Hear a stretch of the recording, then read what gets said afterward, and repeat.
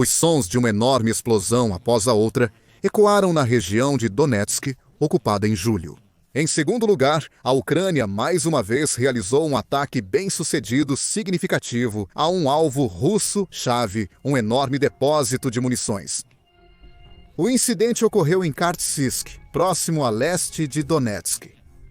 Lá, o exército russo supostamente acumulou uma enorme quantidade de munição, provavelmente destinada, com a intenção de usá-la para apoiar suas tropas à medida que avançam mais para o norte e tentam assumir a região em sua totalidade. Porém, a Ucrânia tinha outros planos. Ela atacou de surpresa o depósito de munições, causando explosões enormes que foram vistas e sentidas a quilômetros dali. Os moradores locais saltaram das camas e correram para as janelas ou ruas, olhando em choque e admiração, enquanto uma enorme bola de fogo inicial preenchia o céu noturno, iluminando a paisagem com sua intensidade.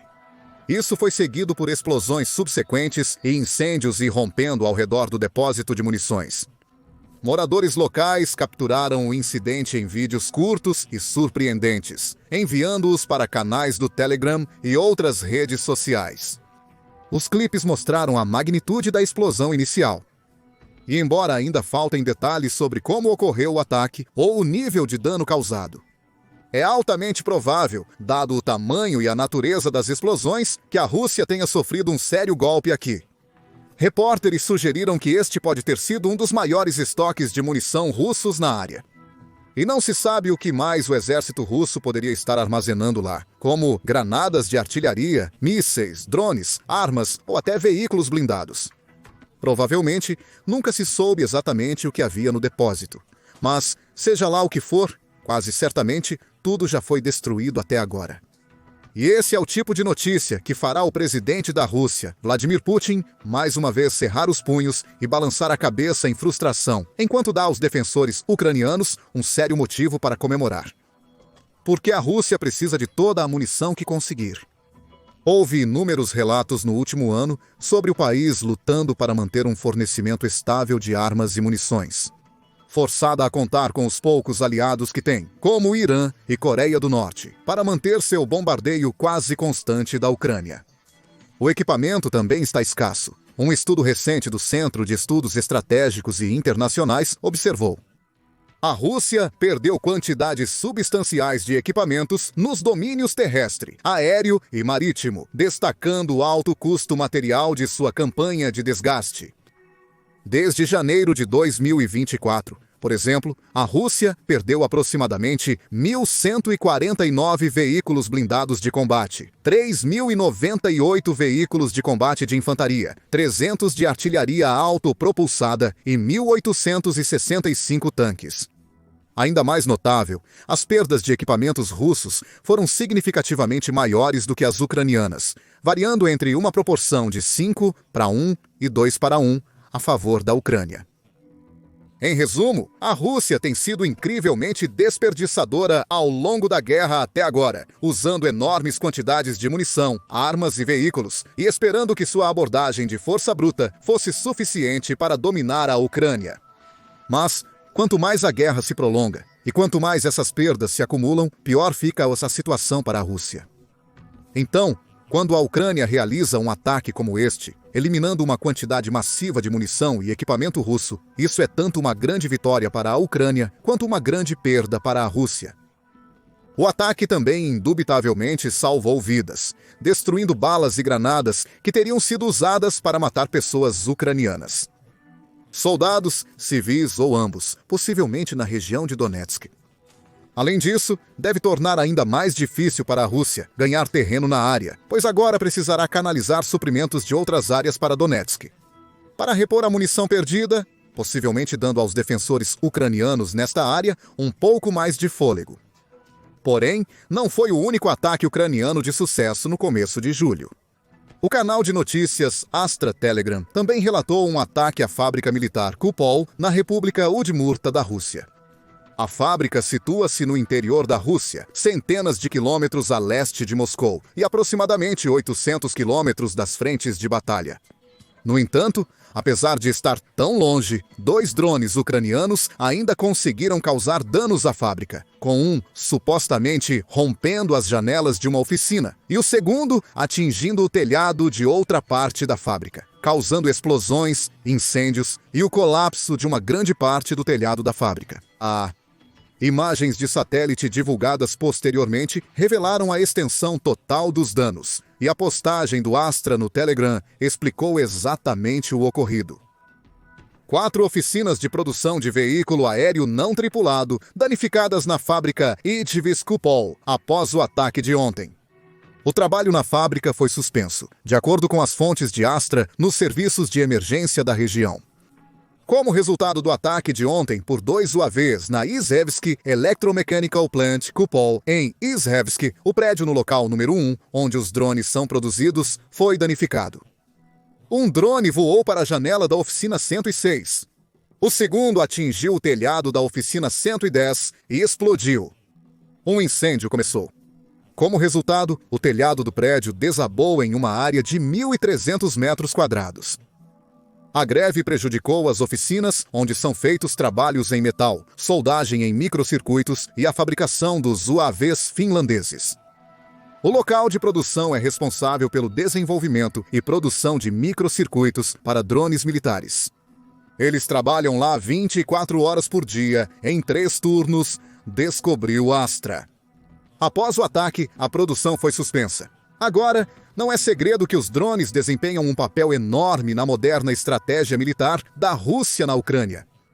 Envia enxames de dezenas ou até centenas deles regularmente para além da fronteira, atacando alvos militares e civis, explodindo escolas, hospitais e outros edifícios públicos e causando uma enorme perda de vidas. Chegou até ao ponto em que mais de 70% das baixas da Ucrânia são agora devido a ataques de drones. Assim, desativar uma fábrica de componentes de drones, ainda que temporariamente, é mais uma grande vitória para a Ucrânia. Como confirmado e observado pela conta do Telegram do Estado-Maior das Forças Armadas da Ucrânia, um complexo de instalações militares industriais dos ocupantes russos foi atingido como parte da redução das capacidades de defesa aérea do inimigo. Em 1º de julho, unidades do Serviço de Segurança da Ucrânia, em cooperação com outros componentes das forças de defesa, atingiram a fábrica eletromecânica de Izhevsk, KUPOL, localizado na República Udmurt da Federação Russa. A fábrica Kupol, uma instalação do complexo militar industrial russo, é especializada na produção de sistemas de mísseis antiaéreos de curto alcance. Acertos precisos no edifício número 1, no local número 1, foram confirmados. Um incêndio foi registrado.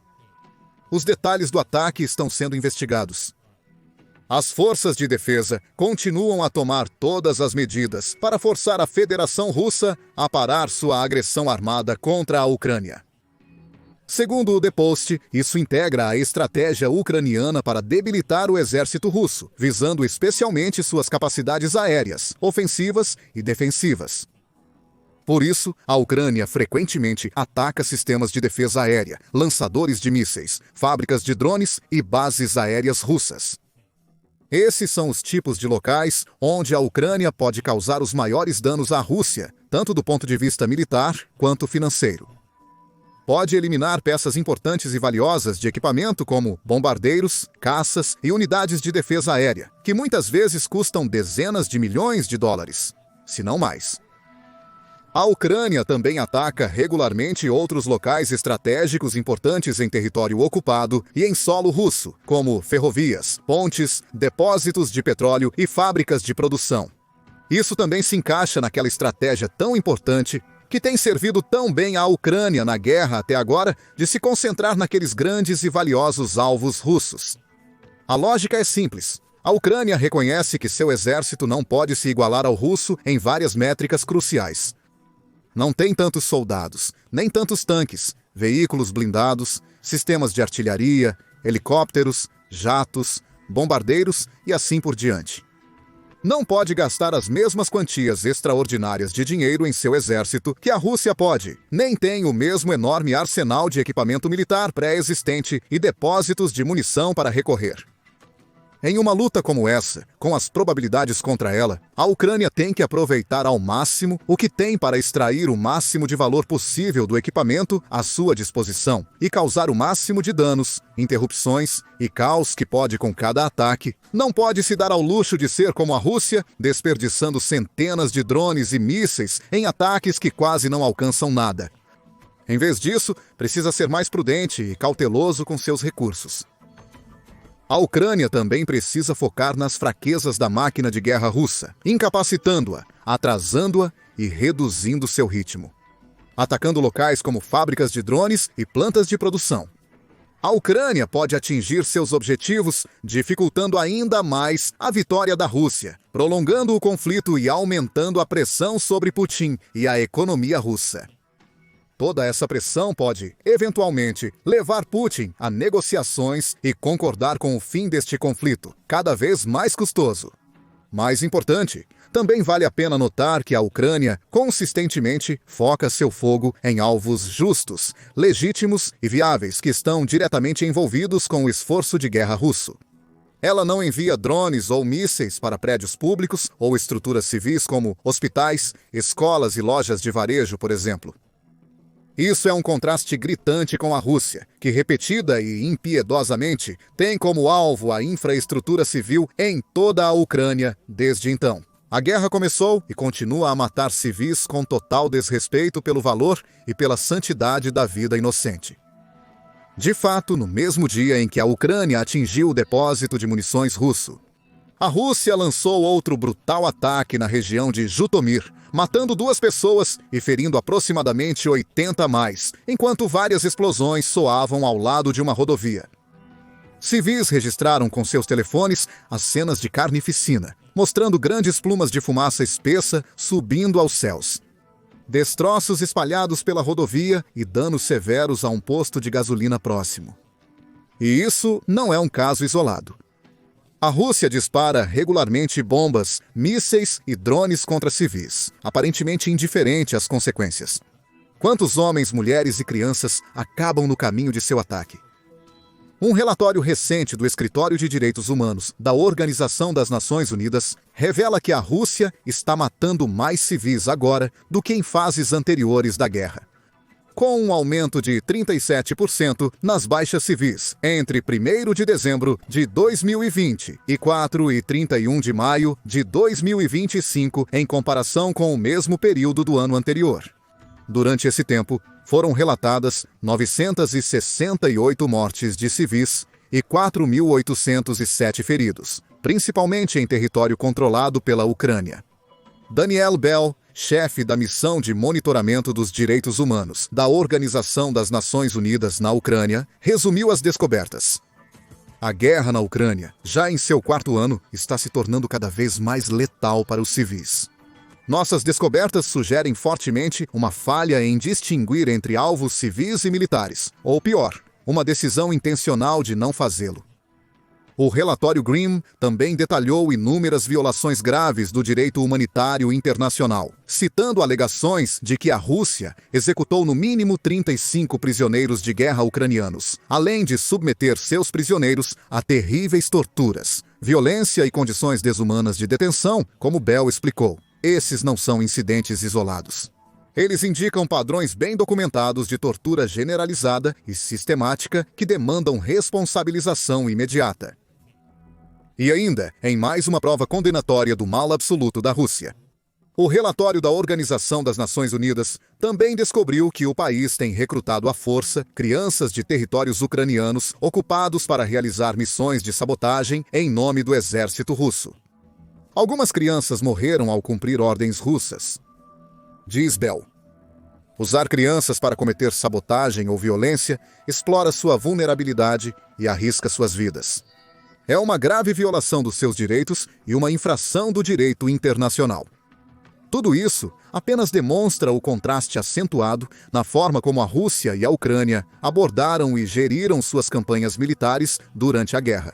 Até agora, a Ucrânia não tem sido perfeita. Também causou baixas civis com alguns de seus ataques, mas não chegou aos mesmos níveis feios que a Rússia. Não mira em estruturas civis. Não bombardeia hospitais e explode escolas, não mata famílias inocentes, nem elimina grupos de trabalhadores que estão no trem a caminho do trabalho. Também não recruta crianças para auxiliar em suas operações, nem ameaça migrantes com prisão e deportação, a menos que lutem na linha de frente, como supostamente fez a Rússia. Não, apesar das grandes adversidades e da quantidade de sofrimento que o país teve que suportar até agora. A Ucrânia continua a se defender, não apenas com resiliência, mas nobremente, tentando lutar uma guerra justa em condições injustas. Mesmo quando seu oponente usa táticas imorais ou ilegais, seguindo uma estratégia completamente diferente. A Ucrânia está realizando um trabalho notável, com relatos contínuos de ataques bem-sucedidos, como o ocorrido em Karstysku. De fato, há poucos dias, em 30 de junho, as forças ucranianas comemoraram uma vitória similar após atacarem um posto de comando russo, também na Oblast de Donetsk. Foi tarde da noite, em 30 de junho, quando explosões soaram na área de Donetsk, ocupada pelos russos. Moradores locais acordaram com visões e sons de incêndios furiosos. Primeiros relatórios sugeriram que a tempestade sombria. Mísseis fornecidos à Ucrânia por França e Reino Unido podem ter sido usados no ataque, que visava o posto de comando do 8º Exército de Armas Combinadas da Rússia.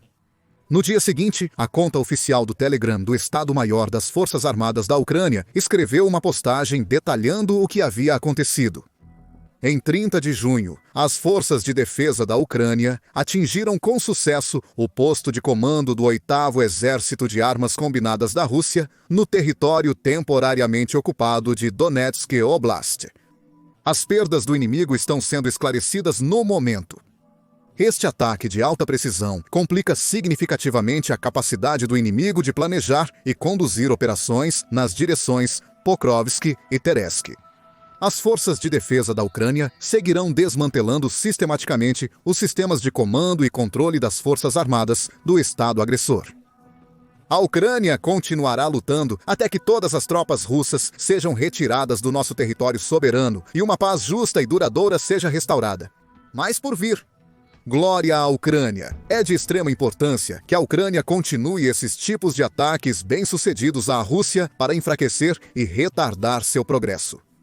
Agora, com a Rússia e Putin sob grande pressão devido às múltiplas crises do país, a Rússia já sofreu mais de 1 milhão de baixas na guerra.